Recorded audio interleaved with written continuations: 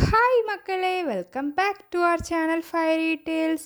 இந்த வீடியோவில் நம்ம பார்க்க போகிறது எக் சில்லி பரோட்டா ரெசிபி. வாங்க வீடியோக்குள்ளே போகலாம். ஒரு பேனில் நான் ஒரு 2 டேபிள் ஸ்பூன் ஆயில் எடுத்திருக்கேன்.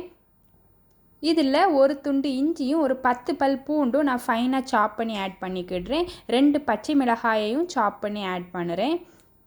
இது எல்லாமே கொஞ்சம் கோல்டன் ப்ரௌன் ஆகிறது வரை கொஞ்சம் ஃப்ரை ஆகட்டும். ஃபுல் ப்ராசஸை ஹை ஃப்ளேம்லேயே வச்சு பண்ணுங்கள், அப்போ தான் நல்லாயிருக்கும். இப்போ இதில் ஒரு பெரிய சைஸ் வெங்காயமும் கேப்சிகமும் க்யூபாக கட் பண்ணி ஆட் பண்ணுறேன். கொரியாண்டர் லீவ்ஸோட தண்டு பகுதியை நான் இப்போ சேர்த்துக்கிடுறேன். இப்போ இதை நல்லா சாட்டே பண்ணுறேன். ஒரு 2 மினிட்ஸுக்கு நல்லா குக் ஆகட்டும். இந்த சில்லி பரோட்டாக்கு தேவையான அளவு உப்பு சேர்த்துக்கிடுறேன். இப்போ இதில் நடுவில் ஒரு 3 எக்ஸை நல்லா பீட் பண்ணி சேர்த்துக்கிடுறேன். நான் இங்கே 2 பேர் சாப்பிட்ற அளவுக்கு பண்ணுறேன்.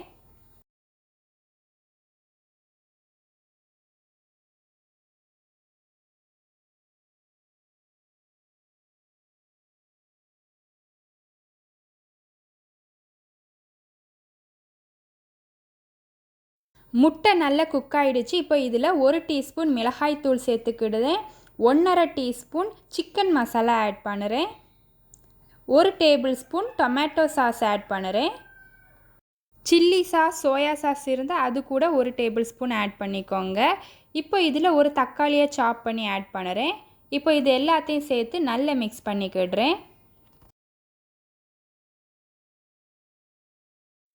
4 பரோட்டா எடுத்திருக்கேன். இதை நல்லா குட்டி குட்டியாக சாப் பண்ணிக்கிடுறேன். பரோட்டாக்கு அல்டர்னேட்டிவாக நீங்கள் சப்பாத்தி கூட யூஸ் பண்ணிக்கிடலாம், நல்லாயிருக்கும். இப்போ இதை நல்லா சாப் பண்ணிட்டோம். இப்போ இதை சேர்த்துக்கிடலாம்.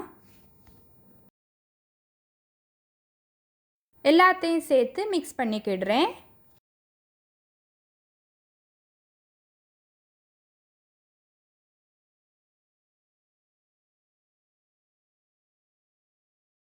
இப்போ இதில் ஒரு கை நல்லா ஃபைனாக சாப் பண்ண மல்லிக்கீரையை ஸ்ப்ரிங்கிள் பண்ணிக்கிடுறேன்.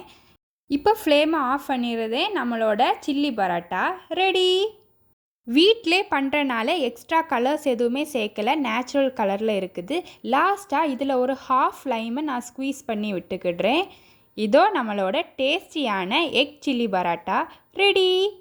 இது கூடவே நாங்கள் இங்கே சிக்கன் ஃப்ரையும் பொரிக்க போகிறோம்.